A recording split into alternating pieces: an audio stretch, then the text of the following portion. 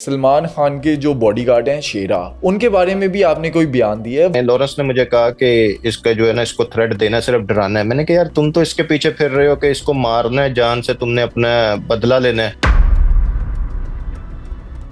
कहता है नहीं नहीं भट्टी साहब, अगर इसको मार दिया तो फिर। तब मुझे समझ आई कि लॉरेंस बिश्नोई जो था वो सलमान खान के पीछे सिर्फ की खातर था। गोल्डी बरार के सर पर लॉरेंस बिश्नोई जो है वो राज कर रहा है, या लॉरेंस बिश्नोई के सर पर गोल्डी बरार अपना मंजन बेच रहा है? जो दुश्मनियां थी या जो कत्ल करवाए जाते थे या कुछ भी होता था, वो असल तो गोल्डी करवाता है। टीम तैयार की जा रही है जो बैरून मुल्क से रजब भट्ट और दीगर जो फरार हैं उनको पकड़ के पाकिस्तान लेकर आएगी। बड़े अफसर साहब जब घर जाते हैं तो उनको बोल देते हैं कि पापा सुबह ये रजब का, पापा इनको कुछ नहीं कहना, ये मेरे दोस्त हैं। भट्टी साहब, रजब भट्ट के अगेंस्ट जब एनसीसीआईए को एप्लीकेशन गई तो वो मुल्क से फरार हो गया, लेकिन डकी भाई जो हैं वो काबू आ गए। फिर रिमांड पे रिमांड होता गया, फिर जुडिशल हो गए। जुडिशल होने के बाद भी बेल अप्लाई की लेकिन रिजेक्ट हो गई। उनके वाले साहब एक अच्छी पोस्ट पे बैठे हैं, उनको कभी भी नोटिस नहीं जाएगा। मिस्टर पतलू जो है टिकटॉक पर जो कर रहे हैं, एक तो उन पर इल्जाम आता है कि वो अपनी टिकटॉक लाइफ में लड़कियों को डांस करवाते हैं, जो पनिशमेंट देते हैं। 3-4 चीजें वो कहता है कि इनमें से कर लो। वो लड़कियां खुद कहती हैं कि हम डांस करेंगी, हमारी व्यूअरशिप बढ़ती है या कुछ भी। मिस्टर पतलू क्या इलीगल काम कर रहे हैं कोई भी टिकटॉक के जरिए? देखें जी, कार्डिंग तो टिकटॉक पे होती है। कार्डिंग होने का तरीका ये है कि आपको भारत की तरफ से कोई थ्रेट है या भारतीय इदारे एजेंसियां जो हैं उनकी तरफ से कोई खदशा लाहक है कि वो आपको किसी वक्त पकड़ सकते हैं, काबू कर सकते हैं, या इंटरपोल के जरिए भारत मंगवा सकते हैं? वो उनका एक प्राइवेट तौर पे मुझे मरवाने की कोशिशें हैं। वो तो एक हफ्ता पहले भी हुए हैं कि मेरे घर पे उन्होंने, उधर जो पुराना घर था मेरा एक मुल्क में, उधर बंदे भेजे। इंजीनियर मोहम्मद अली मिर्जा, इस टाइम पे उन पर केस चल रहा है 295C का। इस्लामी नजरियाती काउंसिल के अंदर भी ये मामला गया। वो कहते हैं कि मैंने जो पुराने क्लिप देखे इंजीनियर साहब के, वो तो इससे भी ज्यादा खतरनाक है। मुझे इस वक्त इंजीनियर मोहम्मद अली मिर्जा सख्त मुश्किल और आजमाइश में दिखाई दे रहे हैं। दोस्तों, इस टाइम पे पाकिस्तानी शहजाद भट्टी को इंडिया में मोस्ट वांटेड गैंगस्टर के तौर पर देखा जा रहा है। रिसेंटली शेरा, सलमान खान के जो बॉडीगार्ड हैं, उनसे रिलेटेड भी शहजाद भट्टी के बारे में काफ़ी बातचीत हुई इंडियन मीडिया पे। और उसके बाद लॉरेंस बिश्नोई और शहजाद भट्टी का जो मामला है वो भी इंडियन मीडिया में काफ़ी हाइप पर है आजकल। आज शहजाद भट्टी से हमने पूछा कि लॉरेंस बिश्नोई, गोल्डी बरार, सलमान खान, असलियत है क्या? ये मसला स्टार्ट कहाँ से होता है? शहजाद भट्टी पर इंडिया में क्या क्या इल्ज़ामात हैं, और शहजाद भट्टी को क्या इंडिया में थ्रेट है कोई? और इसके अलावा नईम मुस्तफ़ा साहब से मैंने ये भी जाना कि इंजीनियर मोहम्मद अली मिर्ज़ा के केस में आज के दिन तक क्या अपडेट है। ये तमाम बातें जानिए आज के इस पॉडकास्ट में।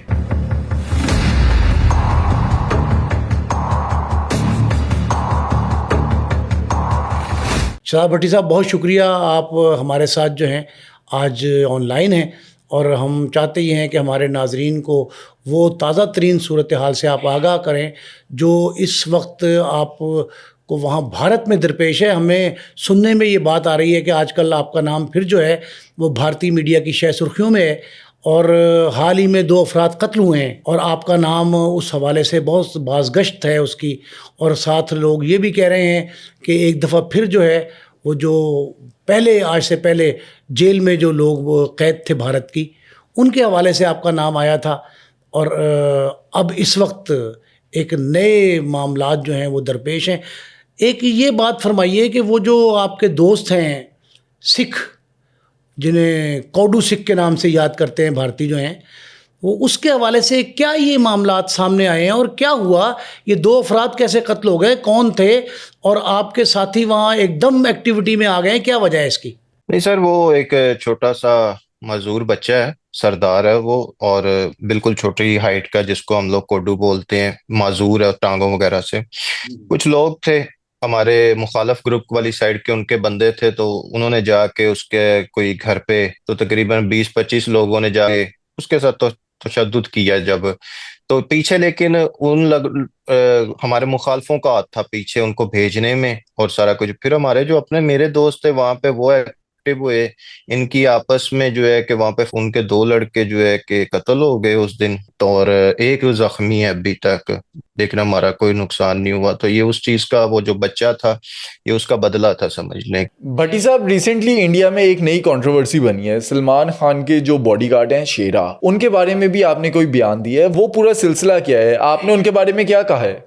मैंने असल में जो लॉरेंस था, जिस टाइम मेरी लॉरेंस के साथ दोस्ती चल रही थी, तो लॉरेंस ने मुझे कहा था कि सलमान को जो है ना, सलमान खान को इंग्लैंड बुला के इसको थोड़ा सा थ्रेट देना है। तो जब शेरा से हमारी सारी बात चल गई, मैं तो आगे नहीं था, लेकिन बंदे बात कर रहे थे। बुकिंग वगैरह हुई, सारे वॉइस मैसेज भी मैं आपको सेंड कर देता हूँ, सुनिएगा। तो सारा कंप्लीट हो गया। जब मेरी लॉरेंस से बात हुई, लॉरेंस ने मुझे कहा कि इसका जो है ना, इसको थ्रेट देना है, सिर्फ डराना है। मैंने कहा यार, तुम तो इसके पीछे फिर रहे हो कि इसको मारना है, जान से तुमने अपना बदला लेना है। तो कहता है नहीं नहीं भट्टी साहब, अगर इसको मार दिया तो फिर तो वो समझ लो बात ही मीडिया से मेरी खत्म हो जाएगी। तो तब मुझे समझ आई कि लॉरेंस बिश्नोई जो था, वो सलमान खान के पीछे सिर्फ फेम की खातर था। उसका कोई मकसद नहीं था अपना वो भगवान का बदला लेने का, या वो जो हिरन का बोलता, उसका कोई मकसद नहीं था। तो वहीं पे मैंने चीज को स्टॉप कर दिया था। मैंने कहा अगर इस बंदे को फेम के लिए ये कर रहा है, तो हम फेम के लिए किसी का साथ नहीं देंगे। यही वजह बनी थी लॉरेंस बिश्नोई से हमें दूरी करने की या साइड पे होने की। उसने हमेशा अपने यारों को जो है ना मरवाया है, अपने यारों को फंसवाया है अपने फायदों के लिए।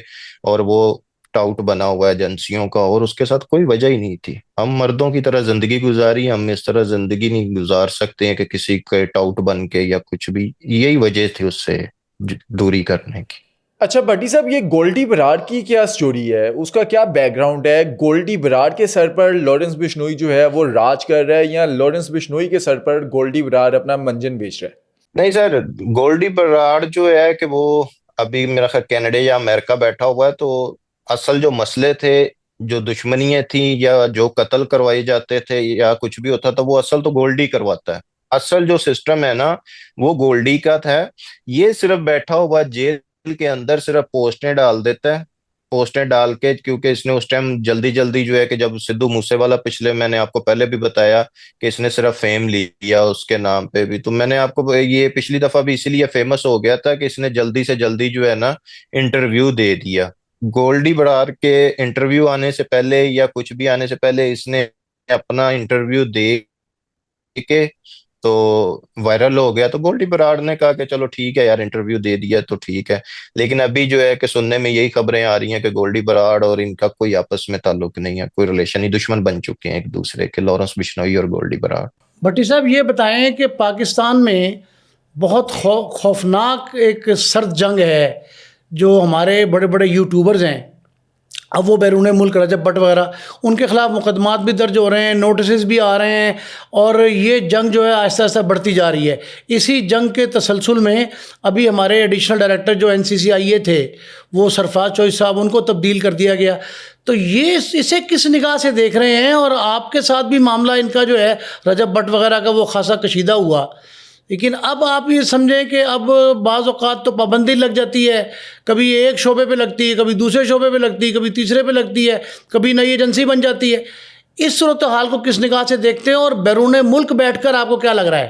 सर देखें, आप ये जो टिकटॉकर और यूट्यूबर है ना, आप इनको नॉर्मल लोग ना समझें। ये बहुत ताकतवर लोग बन चुके हैं। बहुत पैसा इकट्ठा करके ये तब्दीलियां करवाने या नौकरी से खत्म करवाना इनके लिए कोई छोट ये बड़ी बातें नहीं है। ये तो मेरे अल्हम्दुलिल्लाह हमें अल्लाह ने इज्जत दी हुई थी, जो हम जो है कि इस सिस्टम को चला गए उस टाइम पे।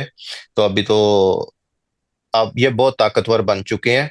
ताकतवर इस तरह बन चुके हैं कि पैसा इतना इन लोगों ने इकट्ठा कर लिया है कि ये किसी का भी कुछ भी वहां पे पाकिस्तान में कर सकते हैं।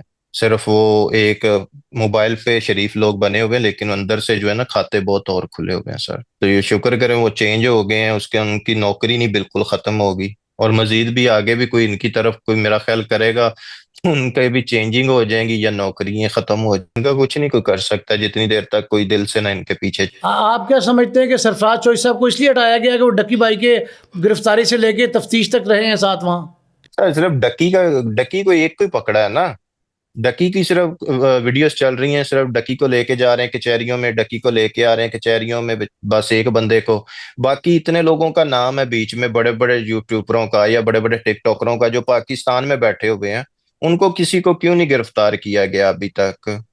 उनको ये जो बैठे हुए हैं। आप क्या समझते हैं कि इनके ताल्लुक नहीं है? ये बड़े बड़े जो टिकटॉकर और यूट्यूब पर बैठे हैं, आपके बड़े बड़े सियासतदान जो हैं, बड़े बड़े ओहदों पे, सरकारियों पे लोग बैठे हुए हैं, उनके जो बच्चे हैं ना, इनके फैन, तो वो रात को जब पापा घर जाते हैं ना, कोई बड़े अफसर साहब जब घर जाते हैं, तो उनको बोल देते हैं कि पापा सुबह ये रजब का या किसी का भी नाम लेके वो बोल सकते हैं, पापा इनको कुछ नहीं कहना, ये मेरे दोस्त हैं। वो खुद नहीं कहते तो मम्मा से कहलवा देते हैं कि मम्मा पापा को बोलें कि ये सुबह ये जो है ना इनके लिए कुछ ना करें। वहां पे सब कुछ मामला ठप हो जाता है। ये बड़े बड़े जो यूट्यूबर और टिकटॉकर हैं, ये इनके बच्चे जो है ना अफसरों के, वो उनके फैन है, तो इसलिए हर किसी को आजकल फेम चाहिए। तो फेम के लिए जो है ना फिर बहुत कुछ होता है सर।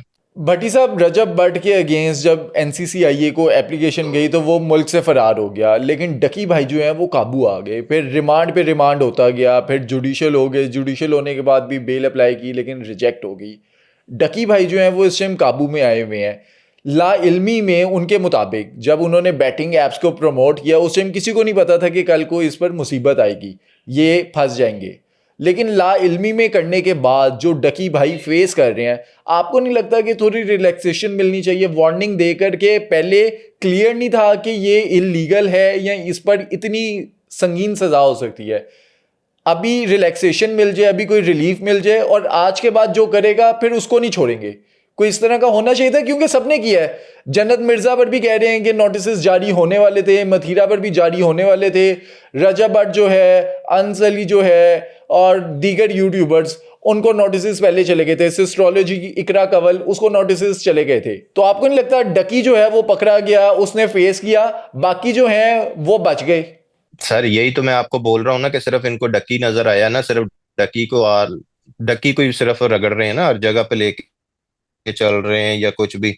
या तो उसके साथ ही कुछ कमी पेशी करते या वार्निंग दे के छोड़ देते। अगर नहीं वार्निंग दे के अगर छोड़ सकते हैं या उसके लिए कोई चीज नहीं है, तो फिर सारों को लेके आए ना, पाकिस्तान से जो बैठे उनको गिरफ्तार करें। या पाकिस्तान से बाहर से किसको नहीं लेके आ सकते हैं? हमारा मुल्क, हमारे अदारे इतने कमजोर नहीं है कि बाहर के मुल्क से किसी को लेके नहीं आ सकते हैं। सब कुछ हो सकता है सर, लेकिन अगर करने पे आए तो। जो पाकिस्तान में जिनके नाम है उस ऐप के लिए प्रमोट करने के लिए, उनको नहीं गिरफ्तार कर सके हैं। जिस तरह जन्नत मिर्जा का आप बोल रहे हैं, उनके वाले साहब एक अच्छी पोस्ट पे बैठे हैं, उनको कभी भी नोटिस नहीं जाएगा, कभी भी वो जो है कि उधर इंक्वायरी के लिए नहीं आएंगी। या जो वो जो चार पांच बहनें हैं, वो भी कभी नहीं आएंगी। कुछ भी नहीं होगा सर। ये सिर्फ एक पेपरों की हद तक होता है। अब मेरे ऊपर तो बड़ी सारी उंगलियां शायद कोई उदारे भी उठाएं कि जी उदारों के लिए ये करें, लेकिन जो सच है सर वो सच है ना। आप देख लीजिएगा, जन्नत मिर्जा के वाले साहब अच्छी पोस्ट पे हैं, वो कभी भी नहीं आएंगी वरना उस पे इंक्वायरी पे। बस जो आज चढ़ गया एक आधा बंदा, उसको सोशल मीडिया पे इतना वायरल कर देंगे कि ये काम कर दिया, पकड़ लिया, फलाने को ये कर दिया। बाकी जिसको पाकिस्तान से बाहर से भी लेके आना चाहिए, एक 24 घंटों से भी पहले लेके आ सकते हैं। एक टीम बने और जिस कंट्री में वो बंदा बैठा हुआ है वहां से जाएं और लेके आ सकते हैं। पाकिस्तान में टिकटॉक पे पाबंदी है, 2-3 दफ़ा अनाउंस हुआ कि पाबंदी है, लेकिन उस पर अमल दरामद नहीं हो रहा। इसकी वजह क्या है? क्या वजह है? सर इसकी वजह भी वही है ना, मैं आपको पहले भी अर्ज कर चुका हूँ कि कौन है जिसका बच्चा या कोई भी बंदा है जिसको फेम नहीं चाहिए। आजकल हमारे हर अफसर की, हर बंदे की टिकटॉक की आईडी है। ठीक है, हर हमारे बच्चों की, बड़े बड़े जो सियासतदान बैठे हैं उनके बच्चों की हर बंदा टिकटॉक यूज कर रहा है। अब मुझे बताए ना, टिकटॉक लाइव पाकिस्तान में बिल्कुल बैन है। कौन कौन सा बंदा है जो टिकटॉक पाकिस्तान से लाइव नहीं आ रहा, वीपीएन लगा के, वीपीएन यूज करके, बैल की सिम यूज करके? सारे कर रहे हैं ना। ये तो नहीं है कि एक बंदे आप पकड़ के किसी ने गालियां निकाली हैं टिकटॉक पे या किसी ने गंदी पनिशमेंटें करवाई हैं, तो उसको आपने दो चारों को 10 को पकड़ के वीडियो बनवा दी है कि जी मैंने पनिशमेंटें गंदी करवाई हैं तो मेरे से गलती होगी, मैं नेक्स्ट टाइम नहीं करूंगा। ये चीज ना करें। इसको हमें इसकी जड़ को पकड़े ना। इसकी जड़ क्या है? वो जड़ इसकी ये है कि हमारे मुल्क से टिकटॉक जो है कि जो लाइव आते हैं वो बंद कर दें ना। गंदी पनिशमेंट पाकिस्तान से बैठ के कोई करवा सकेगा? टिकटॉक पे जो लाइव आते हैं उनको भी पता होगा कि हमने गलतियां की हैं। हमें एक चीज पैसा कमाने के लिए या घर बैठ के हमें पैसा मिल रहा था, उसका हमने क्या इस्तेमाल किया? अपने साथ साथ दूसरों का भी रोजगार जो है कि बंद कर दिया। ज्यादा देर के लिए ना बंद करें, 3 महीनों के लिए करें, 2 महीनों के लिए करें, कुछ 6 महीनों के लिए बंद करें, फिर उसको जो है कि बाद में ओपन कर दें, या तो फिर सारी लीगल कर दो। अगर आप बंद नहीं कर सकते हैं, वीपीएन ना लगाएं, फिर इसको इजाजत दे दो, फिर लीगल कर दो इस चीज को, फिर मुल्क को भी फायदा हो ना। लोग जो पैसा लाखों करोड़ों पैसा घुमा के लाते हैं ना पाकिस्तान में, कभी किसी मुल्क के कार्डों में अकाउंट में निकलवाते हैं, फिर वहां से हवाले के जरिए लेके आते हैं या जिस भी जरिए लेके आते हैं, तो वो भी 2 नंबर तरीके से लेके इसको लीगल कर देना पाकिस्तान में, पाकिस्तान का फायदा तो हो ना। फिर टिकटॉक बहुत पैसा दे रही है, करोड़ों रुपए दे रही है, करोड़ों अरबों रुपए दे रही है पाकिस्तान में, पे लीगल कर देना इसको। अच्छा, रिसेंटली हमने एक पॉडकास्ट सुना था जिसके अंदर रेहान तारिक और मिस्टर पतलू आपस में इनकी एक जंग भी स्टार्ट होगी, फिर एक ने चैलेंज भी किया दूसरे को।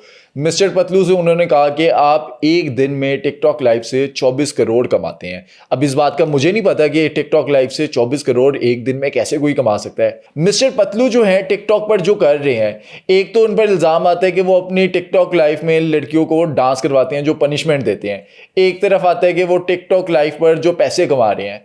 आप भी देखते हैं, आप टिकटॉक को ज़्यादा समझते हैं, मिस्टर पतलू क्या इल्लीगल काम कर रहे हैं कोई भी टिकटॉक के जरिए? पतलू का अगर कहते हैं ना कि भी लड़कियां ने चाहता है सर, वो 3 से 4 वहां पे जो होता है ना 3 से 4 पनिशमेंटें देता है, डांस भी दे देता है उसमें, उसमें जो है कि वो कुछ और भी दे देता है, क्वांस भी दे देता है। लोग, लड़कियां जो है ना वो खुद चूज करती हैं कि हम डांस करेंगी। हमारे साथ खुद हुआ कि हम भी अक्सर कहीं बैठे होते हैं देख रहे होते हैं ना, तो वहां पे 3 4 चीजें वो कहता है कि इनमें से कर लो, वो लड़कियां खुद कहती हैं कि हम डांस करेंगी, हमारी व्यूवरशिप बढ़ती है या कुछ भी। बाकी जो आप कह रहे हैं पैसे वाला, देखें जी कार्डिंग तो टिकटॉक पे होती है, टिकटॉक पे कार्डिंग होती है। कार्डिंग होने का तरीका ये है कि कुछ ऐप बनी हुई हैं सोशल मीडिया के ऊपर, वहां से आप जाते हैं, 35 40 डॉलर का आपको कार्ड मिलता है, वहां से आपको पूरी उसकी डिटेल मिलती है, पूरा डाटा मिलता है उस कार्ड का। आप उसको वीपीएन लगा के या किसी भी तरीके अपनी आईडी से कॉइन्स रिचार्ज करें, उसमें से आपको 2000 डॉलर के कॉइन्स निकल आए, 3 के निकल आए, आप किसी को प्ले करें, अगले होस्ट को पता ही नहीं होता कि ये बंदा जो गिफ्टर है ये कार्डिंग की मुझे गिफ्टिंग कर रहा है या क्या कर रहा है। गिफ्टर को होता है कि यार मेरा नाम बन रहा है, ठीक है, मेरी बल्ले बल्ले हो रही है, मेरा फेमस हो रहा हूँ, उस चक्कर में वो कार्डिंग करते हैं। ना कार्डिंग की किसी को फर्क नहीं पड़ता, कार्डिंग का फर्क पड़ता है उस गरीब आदमी को जिसका वो कार्ड होता है बेचारे का, जिसकी सैलरी उस कार्ड में आई होती है या उसके पास उसकी जो जमा पूंजी होती है, उसको वो फर्क पड़ता है महीने बाद जब उसको पता चलता है कि मेरे कार्ड से चोरी पैसे निकाल के इस तरीके गिफ्टिंग हो चुकी है। वो फिर इनको बद्दुआएं देता है। जितने भी ये लोग देखने वाले हैं उनको भी मैं बताऊं कि जब आप किसी भी पेट्रोल डलवाते हैं या किसी रेस्टोरेंट पे जाते हैं, तो आप बैठे होते हैं संभाल करके आ जाओ, तो वापस आके तो हमें दे दो, वो चीज ना किया करें। वो पिक्चर ले लेते हैं, पिक्चर लेके अपने पास रख लेते हैं, फिर वही आपका डाटा सेल होता है आगे वाली जगह पे। आज की न्यूज़ में देख रहा था रजब भट्ट के बारे में जब आई कि मुकदमा दर्ज कर लिया गया है और एक टीम तैयार की जा रही है जो बैरून मुल्क से रजब भट्ट और दीगर जो फरार हैं उनको पकड़ के पाकिस्तान लेकर आएगी और उन पर कानून के मुताबिक जो है एक्शन होगा। आपको लगता है कि रजब भट्ट पकड़ा जाएगा? सर पकड़ा जाएगा, क्यों नहीं पकड़ा जाएगा। या तो अगर वो इश्तिहारी होना चाहता है तो उसकी मर्जी होगी, अगर अक्लमंद होगा तो मेरा ख्याल है अपने केसों को फेस करेगा। मेरा नहीं ख्याल है कितना बड़े केस होंगे इनके जाके, अगर तो वो सच्चे हैं तो सफाई दे, बाहर ना बैठा रहे लोगों के सहारों पे कि वो फलाने से मैं फोन करवा लूंगा या फलाने से। नहीं, मेरा नहीं ख्याल है ये करना चाहिए, उसको गिरफ्तारी दे देनी चाहिए जाके। अगर सच्चा है, अगर उसके अंदर कोई दाल में काला है तो फिर मेरा ख्याल है कुछ वो सोचेगा कि ना गिरफ्तारी दूं या कुछ भी।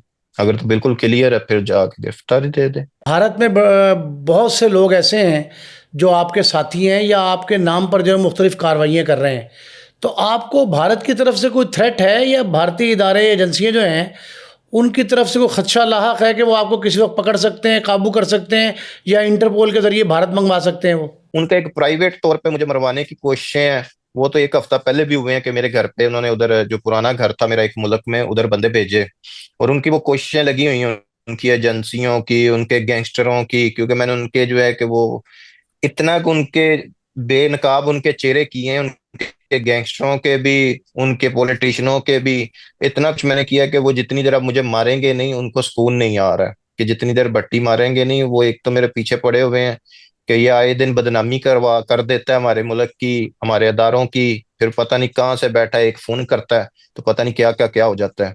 तो वो इस कोशिशों में लगे हुए हैं, लेकिन जितने मेरा अल्लाह पे यकीन है सर कि जितनी मेरी अल्लाह ताला ने लिखी हुई है उससे पहले ना कोई मुल्क वाला ले सकता है जान बंदे की, ना कोई अदारा ले सकता है। मेरा अल्लाह पे बहुत पक्का यकीन है। भट्टी साहब, आपके पीछे लॉरेंस है, आपके पीछे इंडिया की एजेंसीज हैं या गोल्डी बरार है? इन तीनों में से कौन है आपके पीछे, आपकी जान के पीछे? गोल्डी और जो लॉरेंस है ये अलग हैं, इनका आपस में अब कोई लेना देना नहीं है, कोई ताल्लुक नहीं है। या वो अपने रास्ते पे हैं गोल्डी बराड़, और जो है लॉरेंस है वो अपने पे है। गोल्डी बराड़ से मेरी बात होती है। मेरे असल में मेरी जो दुश्मनी इस टाइम चल रही है वो लॉरेंस बिश्नोई वगैरह के साथ चल रही है। भट्टी साहब, जैसे हम देखते थे कि लॉरेंस बिश्नोई जो फेमस लोग हैं, जैसे सिद्धू मूसेवाला हो गया, सलमान खान हो गया, उनके पीछे था। रिसेंटली हमने देखा कि गोल्डी बराड़ ने दिशा पटानी उनके घर पर फाइटिंग की। जो दो लड़के गए वो जाकर फाइटिंग करके आए, उसके बाद दोनों का पुलिस इनकाउंटर हो गया। इन्फॉर्मेशन मिली कि गोल्डी बराड़ के वो लोग थे। क्या गोल्डी बराड़ भी लॉरेंस बिश्नोई वाला फॉर्मूला यूज कर रहा है फेमस होने के लिए? होती होंगी, लेकिन इस बारे में मेरी गोल्डी से कोई बात नहीं हुई है कि ये क्या इनका मसला, ना मैंने इतनी न्यूज़ें देखी हैं क्योंकि मैं अपने कामों में बिजी था। भट्टी साहब, आपके जो केसेस पाकिस्तान में चल रहे थे, जैसे कि लास्ट रजब भट्ट के घर पर फायरिंग का जो मुकदमा है उसमें आपका नाम भी आया, उसकी क्या अपडेट है? आपसे लोगों ने राब्ता किया कि वापस आ जाएं, पाकिस्तान आ जाएं, मेरिट पे काम होगा, मेरिट पे कार्रवाई होगी, आपके साथ इंसाफ किया जाएगा? जी, उसमें मेरा और शानी भाई का नाम है, शानी टाइगर भाई का। तो हम लोग आएंगे लाजमी, क्योंकि अभी बाहर की कंट्रियों में मुझे बहुत ज्यादा थ्रेट हो गए हैं, बहुत ज्यादा थ्रेट आ रहे हैं ना दूसरी इंडिया वाली साइड से। तो मेरा अभी फैसला मैं यही करने लगा हूँ कि मैं अपने मुल्क वापस आ जाऊं। तो हम लोग आएंगे जी। रजब भट्ट वाला केस भी जो है वो भी फेस करेंगे आके, अपनी उसमें भी गिरफ्तारी दे के, और मेरा कोई एक या दो केस और हैं उनमें भी मैं गिरफ्तारी दे के तो अपनी जमानतें करवाऊंगा। मेरे ऊपर इतने बड़े पाकिस्तान में सर केस नहीं है, मैं तो सिर्फ अपने लोगों का सताया हुआ निकला था वहां से। और मेरे ऊपर ये नहीं है कि पाकिस्तान में बहुत बड़े केस हैं, मैं पता नहीं कोई 20 साल अंदर रहूंगा या 5 साल अंदर रहूंगा, नहीं। जो मेरा हमारे एक दुश्मनी थी उसमें कोई केस था, उसकी तो हमारी सुलह हो गई उनके साथ। ये एक दो रह गए छोटे छोटे से, ये तो आऊंगा मैं, जमानतें हो जाएंगी। जो मेन मेरे निकलने की वजह थी वो मेरे अपने लोग थे जिनसे मैं सताया हुआ निकला था। कोई बात नहीं, मार देंगे, खैर है, और शहजाद भट्टी बड़े आ जाएंगे जी। मेरे पास बहुत शहजाद भट्टी, मैंने बहुत शहजाद भट्टी तैयार किए हुए हैं। भट्टी साहब ये बताएं कि पाकिस्तान के इदारे, पाकिस्तान की एजेंसियां और अहले पाकिस्तान आपकी खिदमात का इतराफ़ करते हैं, एडमायर करते हैं उनको, कि नहीं करते? नहीं सर, मुझे किसी इदारे की कोई सपोर्ट नहीं है। मुझे बड़ी दफा अदारों के साथ जोड़ दिया जाता है, इंडिया वाले जोड़ देते हैं कि जी ये आईएसआई का बंदा है, ये फलाना का बंदा है। मुझे किसी अदारे की कोई सपोर्ट नहीं है, मेरे अदारा राब्ते में नहीं है। शायद मेरे अदारों को मेरा पता भी ना हो कि ये कोई बंदा शहजाद भट्टी नामी है जो इस तरह की कार्रवाई या कोई इस तरह की चीजें कर रहा है। लेकिन मैं हल्फन बता रहा हूँ कि मुझे किसी की कोई सपोर्ट नहीं है, खाली मेरी जात की सपोर्ट है। या जो मेरे लोग हैं दुनिया में, दोस्त हैं जो नॉर्मल बाहर की कंट्रियों में बैठे हुए हैं या टिकटॉक पे होते हैं, अक्सर बैठे होते हैं, मुझे गिफ्टिंग वगैरह भी कर रहे होते हैं, यही लोग हैं सिर्फ जहाँ से मैं अपना ये सारा चला रहे हैं हम लोग काम अपना। और कोई किसी कोई कहे ना कि मैंने शहजाद को कभी 10 लाख या 20 लाख चीजों, कुछ ही ने आज तक मेरे साथ कोई 1 रुपए का मैं रवादार नहीं हूँ किसी का। हालांकि मेरे लाखों रुपए मेरे खर्चे हैं, लेकिन आज तक किसी का रवादार नहीं हूँ। मेरे साथ लोगों ने नाम अपने बड़े बना लिए, फेम बड़ा ले लिया, सारा कुछ कर लिया, लेकिन जब मुश्किल टाइम आता है उस टाइम कोई भी नजर नहीं आता है। उस टाइम सिर्फ शहजाद भट्टी होता है, या शहजाद भट्टी के जो करीबी दोस्त हैं बस वही होते हैं, बस और कुछ भी नहीं। शहजाद भट्टी के करीबी दोस्त कौन कौन है? क्या फरूक खोकर हैं, शानी टाइगर है? आज के टाइम पे, आज के दिन पर वो कौन कौन है? शानी टाइगर तो जाहिर सी बात है जी, उसका मेरी वजह से उसके घर पे रेट हुई या उस मेरे साथ उसका केस में नाम होया, वो तो मेरी जान है ना शानी टाइगर अब सारी जिंदगी के लिए। जिसका मेरे ऊपर एक दफा एहसान आ जाए वो समझ ले मरते दम तक मेरा भाई है।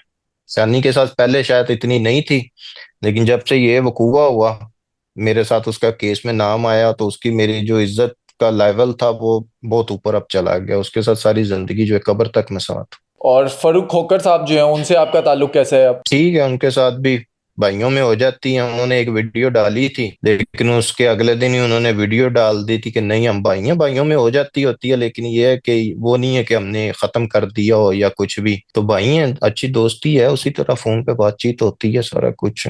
लेकिन एक दफा जब आपको पता है वीडियोस डल जाए या कुछ हो जाए, तो फिर वो लोग कहते हैं कि शायद इनका ताल्लुक खत्म हो गया है या कुछ इस तरह का। तो अल्लाह माफ करे, हमारे ऊपर तो बड़ी दफा मुश्किल टाइम आए हैं, हमारे साथ तो कोई भी नहीं आके खड़ा हुआ या किसी ने हमारा साथ नहीं कभी दिया। लेकिन इनके ऊपर जब भी मुश्किल टाइम किसी के ऊपर आएगा ना, तो जिस तरह सबसे पहले भी शहजाद भट्टी खड़ा इनको मिलता था, और आज भी फिर भी शहजाद भट्टी ही इनको मिलेगा। खड़ा जब भी कोई मुश्किल टाइम इनके ऊपर आया। इंडिया के अलावा भट्टी साहब आपके किस किस मुल्क में ग्रुप के ग्रोह के लोग काम कर रहे हैं, आपके करिंदे हैं वहाँ, और कहाँ कहाँ जो है वो आप किस किस तर्ज पे पाकिस्तान मुखालिफ क़ुव्वतों से निपट रहे हैं, क्या तरीका है? मुल्क सर जहाँ पे भी मेरा ख्याल है कि उर्दू या पंजाबी बोली जाती है ना, चाहे वो कनाडा हो, अमेरिका हो, जर्मनी, जिधर मर्जी हो, वहां पे जो है कि मेरे दोस्त बैठे हुए हैं। लॉरेंस बिश्नोई का जितना सिस्टम था ना सर, ये बाहर से जो लोग दिया हुआ है, ओपनली नंबर आईडियां इंस्टा की दी हुई हैं कि जिससे भी ये लोग फरोती मांगे उसका नंबर हमें दो जो फरोती मांगता है, हम इसके इनके घर में जाके इनको फरोती दे के आएंगे। तो उसके बाद फरोतियों की कालें बंद हो चुकी हैं।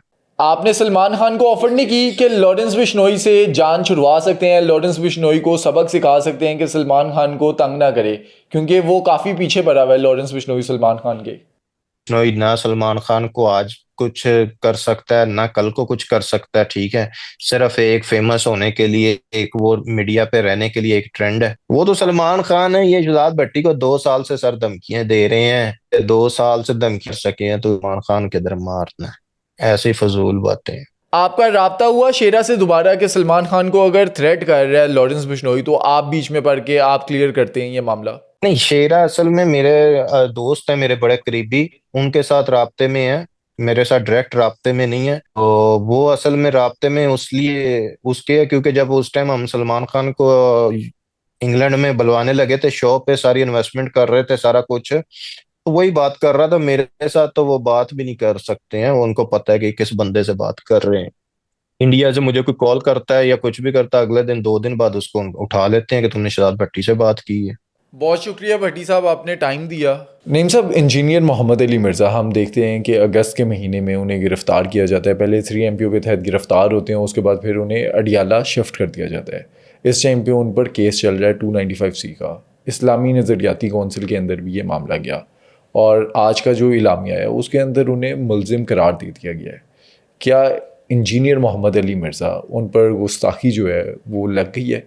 क्या 295C के तहत कार्रवाई आगे होगी? बट साहब ये जो इस्लामी ताज़ीरात हैं, ख़ासकर ये 295, 295A, B, C, ये जो तौहीन मज़हब यानी तौहीन इस्लाम, तौहीन सहाबा व अहले बैत और तौहीन रसूल अकरम सल्लल्लाहु अलैहि वसल्लम, इनके जो मामलात हैं ना, इसकी ताज़ीर का, गिरफ्त का ये कुछ तरीक़ाकार तय है।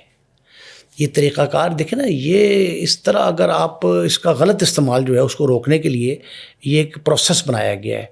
उस प्रोसेस के तहत जो है ना इन दफ़ात का निफाज होता है, तय्युन होता है। अब ये हमने पहले भी अर्ज़ किया था 1-2 वीडियोज़ में कि ये जो इंजीनियर मिर्ज़ा मोहम्मद अली हैं, इनके हमेशा नॉर्मली ना ये हसास मौज़ूआत का इंतखाब करते हैं। ख़तीब हैं, मुफ़क्किर हैं, इन्हें कहा जाता है कि रिसर्च स्कॉलर हैं, इनकी तहक़ीक़ जो है ना मुख्तलिफ़ मसालिक के हवाले से, लेकिन तमाम मसालिक के जो मुतनाज़ अमूर हैं और वो संगीन और शदीद भी हैं, उनको ये अपना मौजू का इंतखाब करते हैं। अच्छा, इन पर इल्ज़ाम है कि ये माजी के अंदर भी ऐसे बयान देते थे लोग, इन्होंने मुनाजरे किए, कई मुनाजर ने इनको चैलेंज किया, कई बार मुठभेड़ हो गई।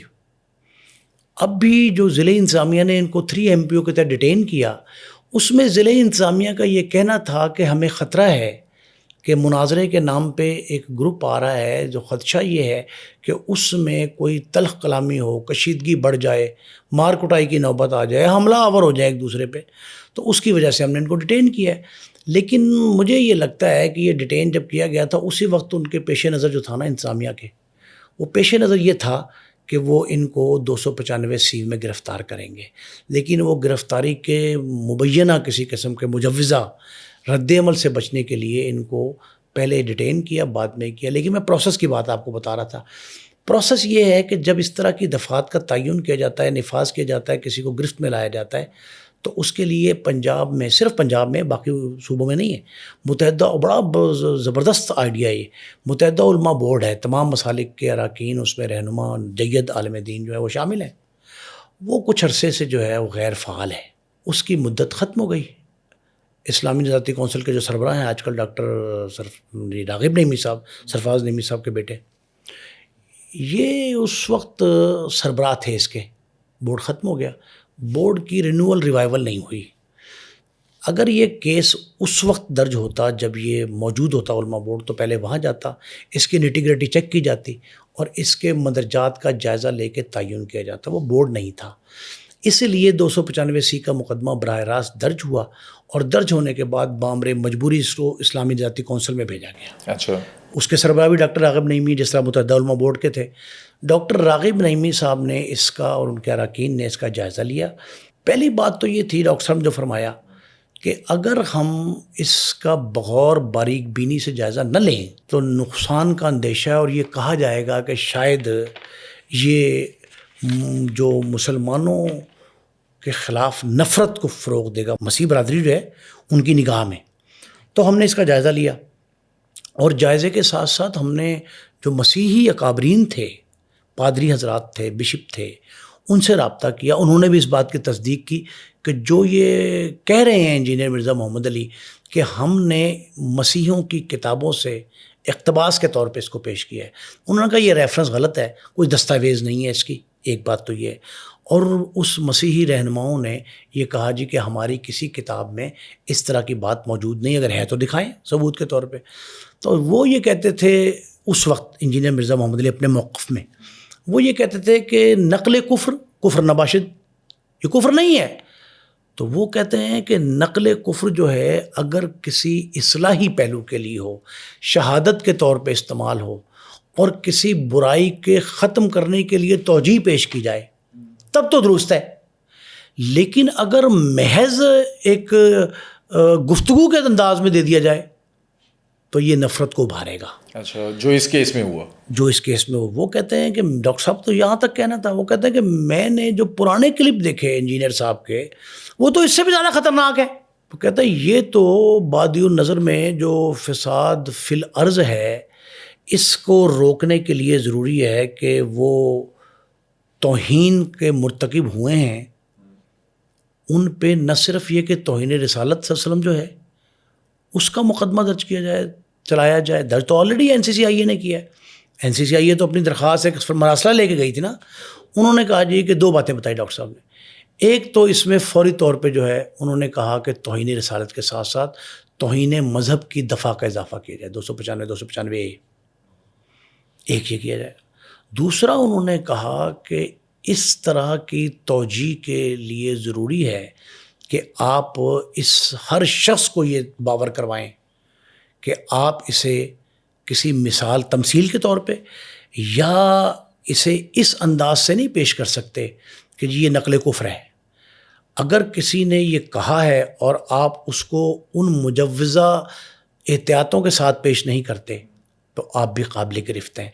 दूसरा उन्होंने NCCIA को झाड़ा है इस बात पे, उसके तफ्तीशी अफसरों को। किस बात पे? उन्हें NCCIA ने ये किया कि जो चीज़ें इसकी वजाहत में दरख्वास्त गुजार की तरफ से होनी चाहिए थी, उसने मुकदमा दर्ज करवाया है ना, उसकी तरफ से कुछ शामिल किए जाने के बजाय केस फाइल में इन्होंने इंजीनियर मिर्ज़ा मोहम्मद अली की सफाई की शहादतें शामिल कर दी, उनके बयानात का सहारा ले लिया। तो उन्होंने कहा आप क्यों साबित करना चाहते हैं, क्यों उनको सपोर्ट करना चाहते हैं? इस्लामी निजाती कौंसिल ने इस पर भरमी का इजहार किया कि NCCIA जो है वो मिर्ज़ा मोहम्मद अली इंजीनियर को फेवर दे रही है, तरफदारी कर रही है उनकी, ये भी मौजूद है। अब उन्होंने इस पे एक और ख़त लिख दिया मसीही रहनुमाओं को, कुछ मसीहों की वीडियो भी चला के दिखाई इजलास में। ये जो इनका इजलास था ना, ये 243वां इजलास था। उस इजलास में तमाम अरकान मौजूद थे कौंसिल के। कौंसिल के तमाम अरकान ने ये कहा कि शरई उसूल ये है कि कुफ्र के अल्फाज सिर्फ़ उस वक्त नकल किए जा सकते हैं जब उनका मकसद कोई जायज़ दीनी ज़रूरत हो, शहादत है, बातिल की तरदीद है, तालीम है, तंबीह है, ऐसी सूरत में आप इस्तेमाल कर सकते हैं। अदरवाइज़ अगर आप इस्तेमाल करेंगे बिला ज़रूरत ऐसे कलमात कहेंगे तो वो नाजायज़ और बाज़ सूरतों में सख्त तरीन गुनाह है। बाज़ तौजीहात ऐसी हैं जो पेश की गई नज़िया कौंसिल में, वो कहते हैं कि ये सख्त गुनाह है। अच्छा, अब इस केस का आगे होगा क्या? मामला अदालत में जाएगा, अदालत के अंदर जो है इस्लामी नज़रियाती कौंसिल का ये जो एलामिया है वो पेश ये किया जाएगा, शहादत के तौर पे पेश होगा। हुर्मत रसूल पे जो इन्होंने वजाहत की है इस्लामी नज़रियाती कौंसिल ने, जो मज़हब की तौहीन के इहानत के ज़ुमरे में जो कुछ कहा है कौंसिल ने, वो अदालत में बतौर शहादत पेश होगा और ये शरई शहादत है। इस्लामी नज़रियाती कौंसिल इस वक्त मज़हब, शरह, मसलक, उसकी वजाहत का, तौजी का सबसे बड़ा मुतबर्रिक और मुक़द्दस इदारा है। एक तो ये है कि वो बतौर शहादत पेश होगा।